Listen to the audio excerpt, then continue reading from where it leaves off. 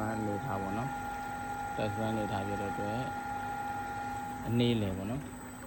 speed လေးတင်ကြည့်အောင်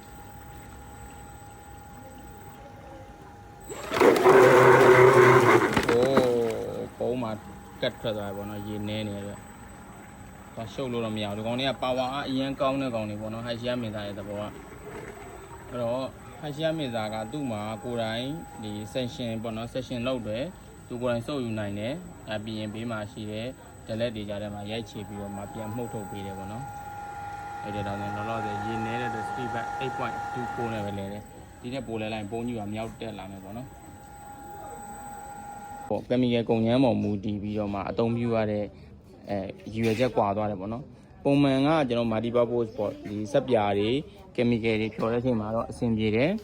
ဒီကောင်ကစက်ပြာတွေ chemical တွေတခြား chemical အမှုန်တွေပေါ့နော်အဆင်ပြေတယ်ဒီလိုမျိုးကောင်အကြီးအကျယ်ဖြစ်သွားပြီဆိုရင်ကြတော့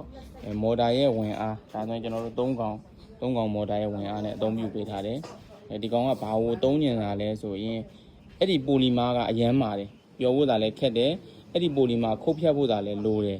အဲ့တော့ high shear ဆိုတာခုနခုတ်ဖြတ်တဲ့ action ပေါ့နော်အဲ့တော့ခုတ်ဖြတ်ဖို့သာလဲလိုတယ်ဆိုရင်သူကဒီပိုလီမာကိုဒီမှာဆွဲဆုပ်ပေးမယ်ဒီဘက်မှာရိုက်ထုတ်ပြီးတော့မှခုတ်ဖြတ်ပေးမယ်ပေါ့နော်အဲ့လိုမျိုးဖြတ်ပေးမယ်အဲ့တော့ဒါခုတ်ဖြတ်ဖို့သာအတွက်လိုတဲ့ပိုလီမာအမာတွေအတွက်ပေါ့နော်သူ့ရဲ့ပိုလီမာအမာတွေကိုတုံးဖို့သာအတွက် order မှာပေးသွားတာဖြစ်ပါတယ်သူ့အတွက်အထူးထုတ်ပေးထားတာပါနှလုံးမှာ3ကောင်မေစာနှလုံးဖြစ်ပါတယ်အဲ့တော့ကျွန်တော်ဒီမှာအားသာချက်က customer လိုတဲ့ကိုဘာကိုမှွေမလဲမှွေမဲ့ chemical ကိုပြောပြီးတော့မှမှာလို့ရတယ်အဲ့ဒါအထူး special ထုတ်ပေးတယ်ပေါ့နော်